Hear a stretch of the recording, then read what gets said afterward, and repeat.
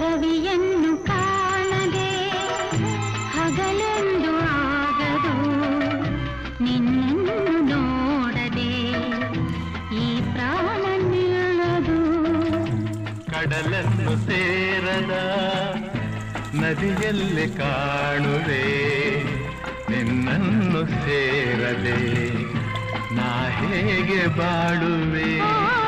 ವಿರಹದ ನೋವ ಮರೆಯಲಿ ಜೀವ, ಹೂವು ಗಂಧ ಸೇರಿದಂತೆ ಪ್ರೇಮದಿಂದ ನಿನ್ನ ಸೇರುವೆ. ಎಲ್ಲೆಲ್ಲಿ